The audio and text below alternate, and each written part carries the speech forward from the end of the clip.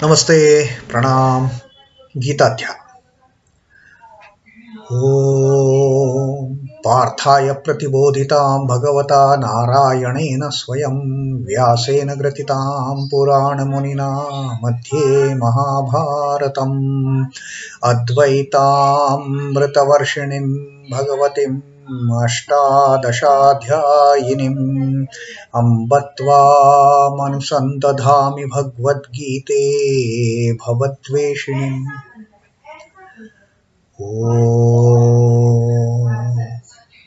O Bhagavad Gita, with which Lord Narayana himself gave enlightenment to Arjuna.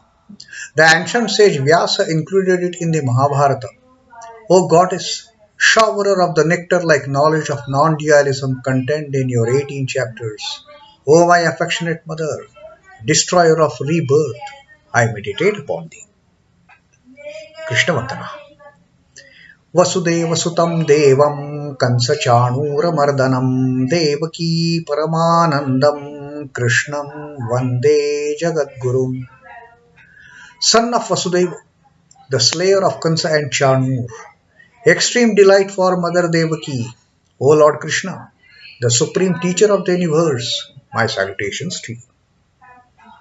Srimad Bhagavad Gita, the Vishwarupa Darshana Yoga, 11th Adhyay, and that wonderful vision of the great Lord, of the universal form of the Lord that we are getting through the compassion of the Lord and through the medium of Arjuna and Sanjay. That what a glamorous, splendorous form that is, and what all that universal form of the Lord is containing, and what a great teaching we are getting after seeing all these diversities mixed together in the same body, cosmic body of the Lord. They may appear diverse, they may appear to be so different from each other, but they are all ultimately, they are all part and parcel of that cosmic plan of the Lord, of that cosmic body of the Lord. So, this is what Sanjay told us last time when Sanjay saw what Arjuna was saying. That tatraikastham jagat kritsnam pravibhaktam anekadha apashyat deva devasya sharire pandavastada. That time, having seen all those intricacies, all those complexities, all those wonderful, magnificent things in the body of the Lord, whose splendor can only be equated with the brightness which gets developed in the sky after thousands of suns. They come up at the same time. What kind of glare, what kind of splendor, what kind of the illumination. How those thousand suns will illumine the whole sky. Something like that. That Lord's splendor was exhibited in that universal body, universal form of the Lord. And there Arjuna finally saw that all this diversity, all this entire creation in its so many diverse ways, although so many diverse things in the universe, this entire universe is sitting there at the same place. Tatra ekastham jagat krutsnam pravibhaktam anekadha. Or with all the diverse things in this universe, the innumerable diverse things, anekadha pravibhaktam, still that entire universe, the whole universe is sitting at the same place. And which is that place? That is Deva Devasya Sharire, the universal form of the God of gods. That is what Pandava saw. That is what Arjuna saw. And having seen that form, having seen that brilliance, having seen that glamour, the splendor, and all those wonderful things in that cosmic form, what happened next? That Sanjay is now telling us. tataḥ vismayāviṣhṭo hṛiṣhṭa-romā Dhananjaya praṇamya śhirasā devaṁ kṛitāñjalir abhāṣhata. Now, having seen all that, the first hand vision, now not through any, not seeing on television screen or not seeing on a screen of in some movie hall, but right there, live performance, the live exhibition of the universal form of the Lord. What has happened to Arjuna? Sanjay was having a indirect vision. Sitting in Hastinapur, closing his eyes kind of, Sanjay was having that vision of what is happening there at Kurukshetra, where in the chariot of Arjuna, where the Lord Krishna is standing and Arjuna is bent upon, sitting at the knees of the Lord, and having seen that form for himself, not through any third media, not through any indirect mediation. It is the first sight, first hand sight of the great vision of the Lord. What has happened to him? So this is what now Sanjay is describing about Arjuna's condition, having got that first hand vision of the universal form of the Lord. Tataḥ sa vismayāviṣhṭo. Vismayāviṣhṭo. Vismayāviṣhṭa is filled with wonder there, sitting in the chariot. Tataḥ sa, he, Arjuna, vismayāviṣhṭo, is filled with the wonder. hṛiṣhṭa-romā Dhananjaya, his hair standing on the end. Romancha, his hair standing on the end. Who? Dhananjaya, the great Arjun, the great Dhananjaya, who had freed all the treasures hoarded by the kings in unlawful manner, and he has dispersed those treasures to the needy in the right way. So that is the Dhananjaya, Arjuna.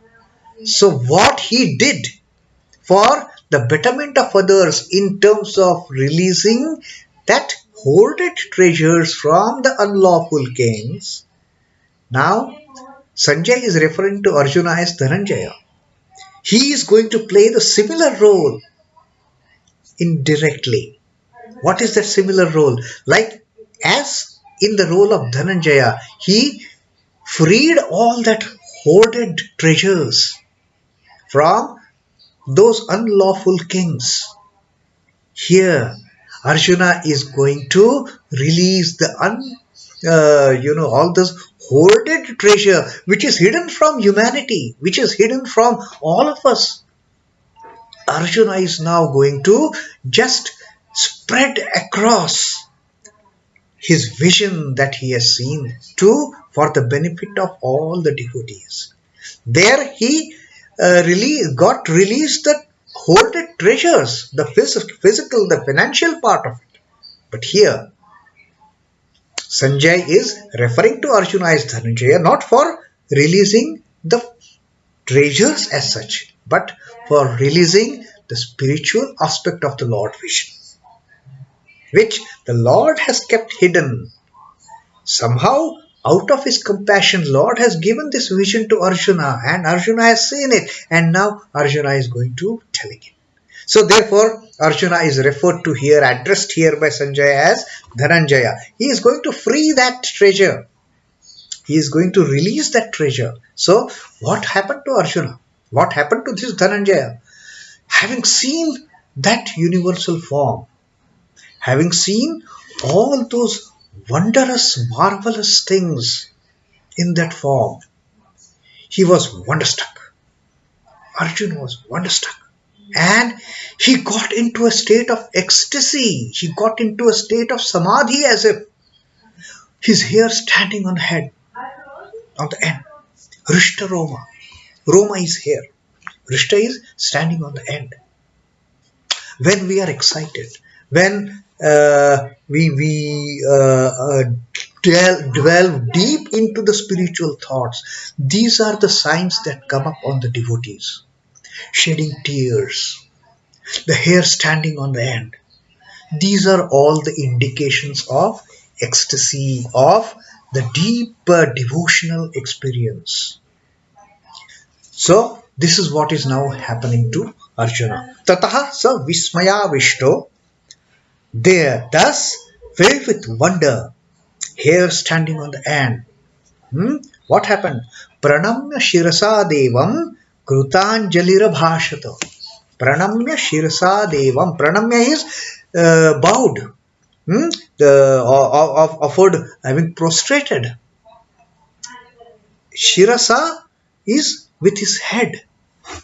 Having prostrated it with his head. Arjuna could not sit as one friend sits with another friend. Now Arjuna became a great devotee of the Lord, having seen that vision. With all the reverence, with all the devotion, with all the shraddha, his head automatically got bent down, having seen that form of the Lord. And with the head bent, and kṛitāñjalir, the Anjali, this is the Anjali, the palms, folded palms, doing the namaskar with bent head, with all humility, with all devotion, with all the shraddha that Arjuna had for Krishna. Then, abhāṣhata, he spoke. Arjuna spoke something. So this is what has happened to Arjuna, having seen that vision, having seen the universal form. And this Sanjay is telling us the reaction that Arjuna had. He was overwhelmed with that wonderful feeling. He was overwhelmed with what? He was flabbergasted. It was mind-boggling vision for Arjuna.